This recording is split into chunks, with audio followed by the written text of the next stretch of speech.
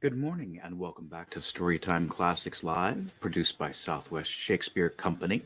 I am your host, Bo Heckman, and this is the Storytime Classic show made with the only vegan option available. Yes, now with vegan options. Welcome back. Today we'll be continuing in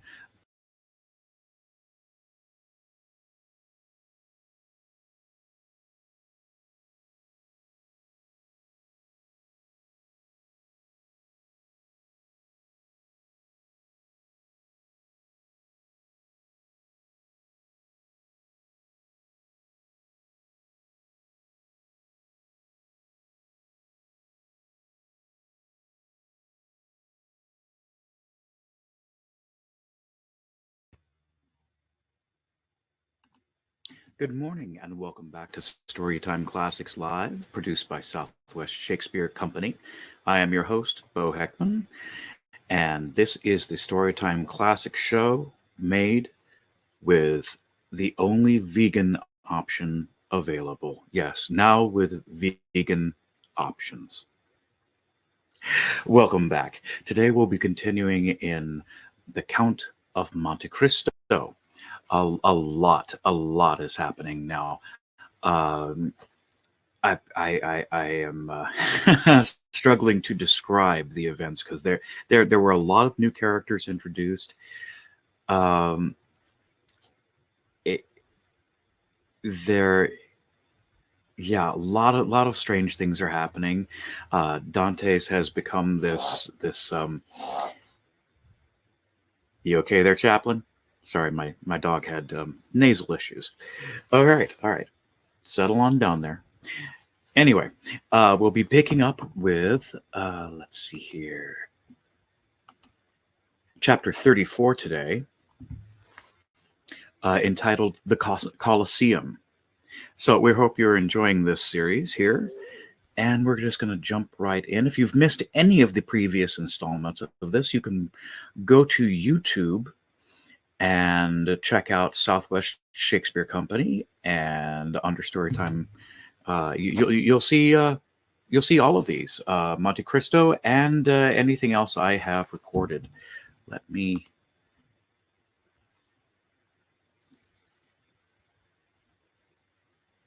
go right here, and hope everyone's having a great Monday so far. And let's just jump right into the story.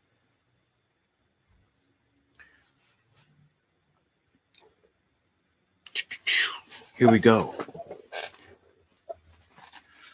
Franz had so managed his route that during the ride to the Colosseum they passed not a single ancient ruin, so that no preliminary impression interfered to mitigate the colossal proportions of the gigantic building they came to admire. The road selected was a continuation of the Via Sinistra. Sistina. Let's try that one. Then by cutting off the right angle of the street in which stands Santa Maria Maggiore, and proceeding by the Via Urbana and San Pietro in Vincoli, the travelers would find themselves directly opposite the Colosseum. This itinerary possessed another great advantage, that of leaving Franz at full liberty to indulge his deep reverie upon the subject of Signor Pastrini's story, in which his mysterious host of Monte Cristo was so strangely mixed up. Seated with folded arms in a corner of the carriage, he continued to ponder over a single history he had so lately listened to, and to ask himself an interminable number of questions touching its various circumstances without, however, arriving at a satisfactory reply.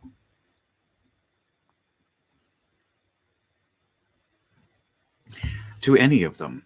One fact more than the rest brought his friend Sinbad the sailor back to his recollection, and that was the mysterious sort of intimacy that seemed to exist between the brigands and the sailors, and Pastrini's account of Vampa's having found refuge on board the vessels of smugglers and fishermen reminded Franz of the 2 Corsican bandits he had found supping so amicably with the crew of the little yacht, which had even deviated from its course and touched at Porto Vecchio for the sole purpose of landing them. The very name assumed by his host of Monte Cristo, and again repeated by landlord of the Hotel de Londres, abundantly provided to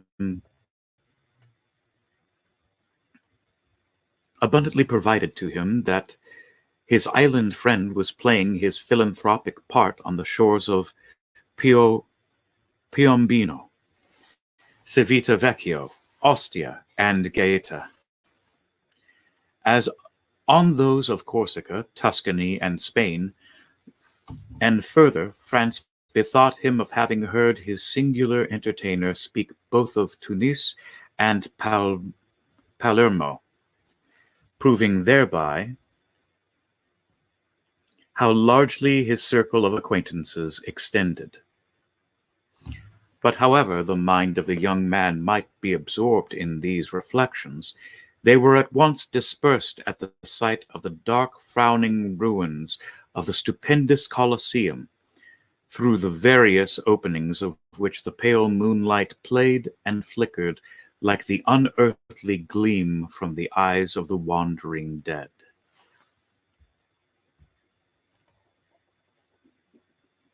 The carriage stopped near Metas Sudans.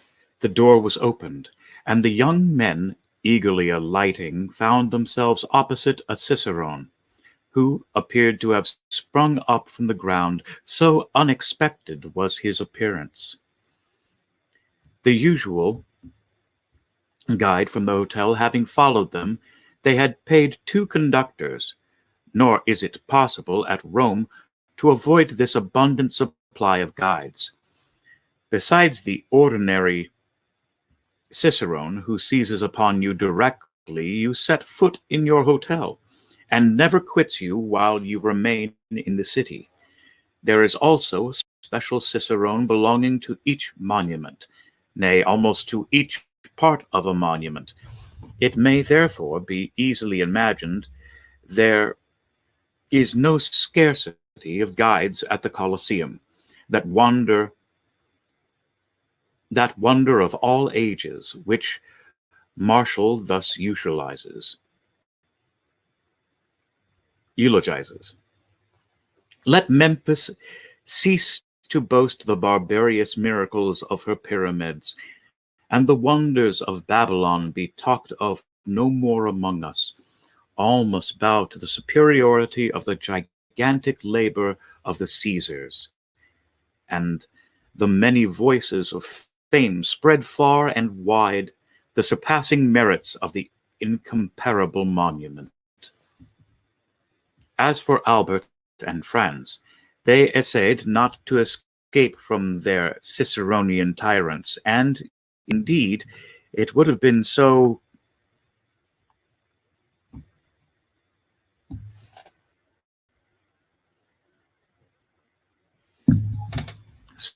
excuse me, losing my place.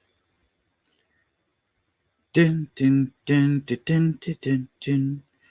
Much of the more difficult to break their bondage, as the guides alone are permitted to visit these monuments with torches in their hands. Thus, then, the young men who made no attempt at resistance, but blindly and confidingly surrendered themselves into the care and custody of their conductors.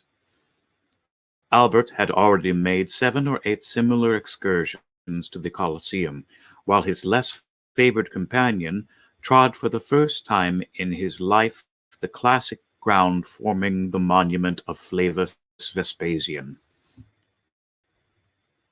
And, to his credit be spoken, his mind, even amid the glib loquacy of the guides, was dully and deeply touched with the awe and enthusiastic admiration of all he saw. And certainly No adequate notion of these stupendous ruins can be formed save by such as have visited them, and more especially by moonlight, at which time the vast proportions of the building appear twice as large when viewed by the mysterious beams of a southern moonlit sky, whose rays are sufficiently clear and vivid to light the horizon with a glow equal to the soft twilight of an eastern clime. Scarcely, therefore, had the reflective Franz walked 100 steps beneath the interior porticos of the ruin than, abandoning Albert to the guides, who would by no means yield their prescriptive right of carrying their victims through the routine regularly laid down, and as regularly followed by them, but dragged the unconscious visitor to the various objects with a pertinacity that admitted of no appeal, beginning, as a matter of course, with the lion's den, and finishing with Caesar's podium. To escape a jargon and mechanical survey of the wonders by which he was surrounded, Franz ascended a half-dilapidated staircase, and leaving them to follow their monotonous round, seated himself at the foot of a Colosseum, and immediately opposite a large aperture, which permitted him to enjoy a full and undisturbed view of the gigantic dimensions of the majestic ruin.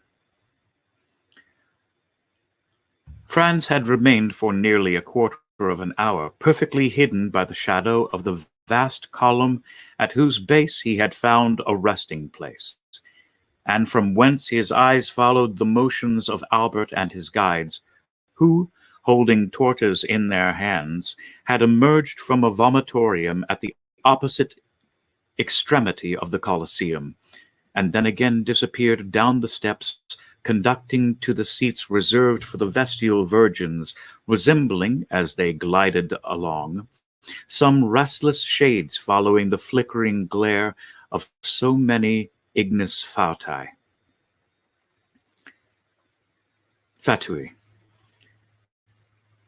All at once his ear caught a sound resembling that of a stone rolling down the staircase opposite the one by which he had himself ascended. There was nothing remarkable in the circumstance of a fragment of granite giving way and falling heavily below, but it seemed to him that the substance that fell gave way beneath the pressure of a foot, and also that same one who endeavored as much as possible to prevent his footsteps from being heard, was approaching the spot where he sat. Conjecture soon became certainty, for the figure of a man was distinctly visible to Franz, gradually emerging from the staircase opposite, upon which the moon was at that moment pouring a full tide of silvery brightness. The stranger thus presenting himself was probably a person who, like Franz, preferred the enjoyment of solitude and his own thoughts to the frivolous gabble of the guides, and this appearance had nothing extraordinary in it, but the hesitation with which he proceeded, stopping and listening with anxious attention at every step he took, convinced Franz that he expected the arrival of some person. By a sort of instinctive impulse, Franz withdrew as much as possible behind his pillar. About 10 feet from the spot where he and the stranger were, the roof had given way, leaving a large round opening through which might be seen the blue vault of heaven, thickly studded with stars. Around this opening, which had possibly for ages permitted a free entrance to the brilliant moonbeams that now illuminated the vast pile, grew a quantity of creeping plants, whose delicate green branches stood out in bold relief against the clear azure of the firmament, while large masses of thick, strong, fibrous shoots forced their way through the chasm, and hung floating to and fro like so many waving strings. The The person whose mysterious arrival had attracted the attention of Franz stood in a kind of half-light that rendered it impossible to distinguish his features, although his dress was easily made out. He wore a large brown mantle, one fold of which, thrown over his left shoulder, served likewise to mask the lower part of his countenance, while the upper part was completely hidden by his broad-brimmed hat. The lower part of his dress was more distinctly visible by the bright rays of the moon, which, entering through the broken ceiling, shed their refulgent beams on feet cased in elegantly made boots of polished leather, over which descended fashionably cut trousers of black cloth. From the imperfect means Franz had of judging, he could only come to one conclusion, that the person whom he was thus watching certainly belonged to no inferior station of life. Some few minutes had elapsed, and the stranger began to show manifest signs of impatience, when a slight noise was heard outside the aperture of the roof, and almost immediately a dark shadow seemed to obstruct the flood of light that had entered it, and the figure of a man was clearly seen gazing with eager scrutiny on the immense space beneath him. Then, as his eye caught sight of him in the mantle, he grasped a floating mass of thickly matted boughs and glided down by their help to within 3 or 4 feet of the ground, and then leaped lightly onto his feet. The man who had performed this daring act with so much indifference wore the Trastevere costume. "I beg your Excellency's pardon for keeping you waiting," said the man in the Roman dialect, "but I don't think I'm many minutes after my time. 10 o'clock has just struck in the lantern." "Say not a word about being late," replied the stranger in purest Tuscan. "'Tis I who am too soon.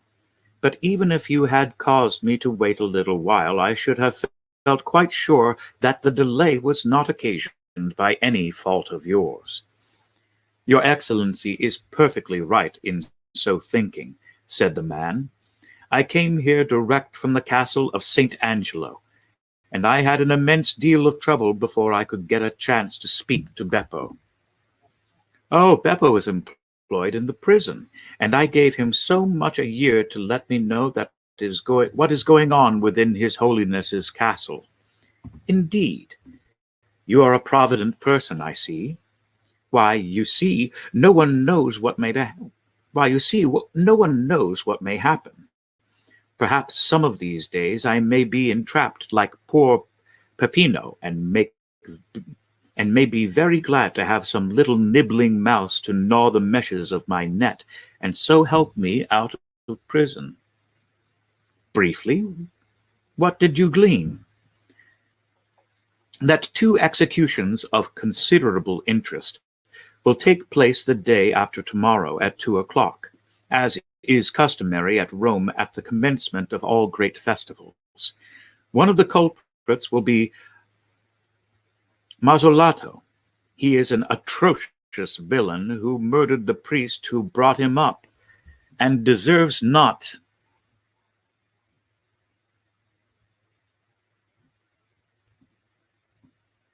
the smallest pity.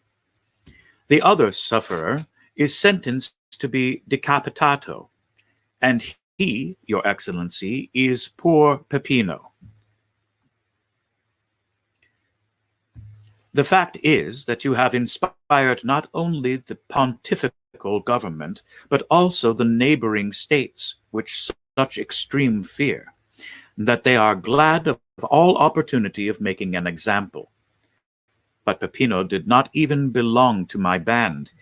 He was merely a poor shepherd whose only crime consisted in furnishing us with provisions, which makes him your accomplice to all intents and purposes. But mark the distinction with which he is treated. Instead of being knocked on the head, as you would be if once they caught hold of you, he is simply sentenced to be guillotined, by which means, too, the amusements of the day are diversified, and there is a spectacle to please every spectator. Without reckoning the wholly unexpected one I am preparing to surprise them with.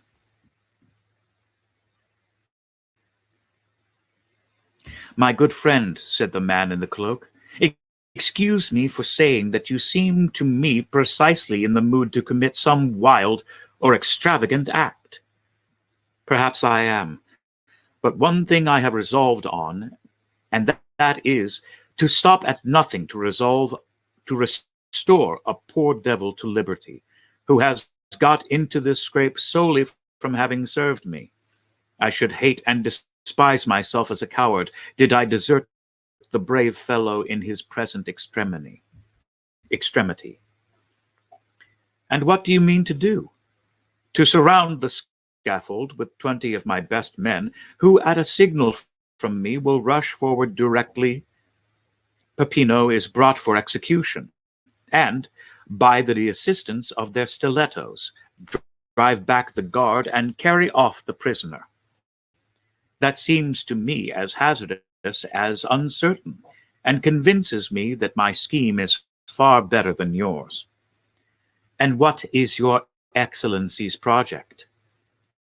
Just this. I so advantageously bestow 2,000 piastres that the person receiving them shall obtain in respite till next year for Peppino. And during that year, another skillfully placed 1,000 piastres will afford him the means of escaping from his prison. And do you feel sure of succeeding?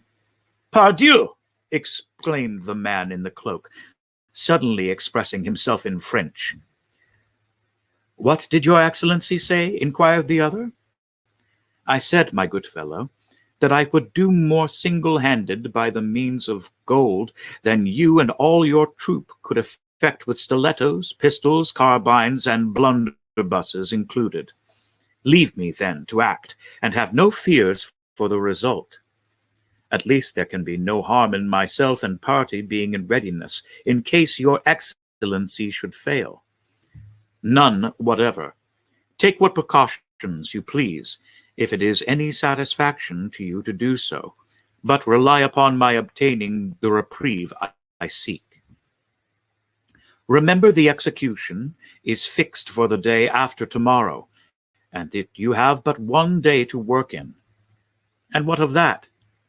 Is not a day divided into 24 hours, each hour into 60 minutes, and every minute subdivided into 60 seconds?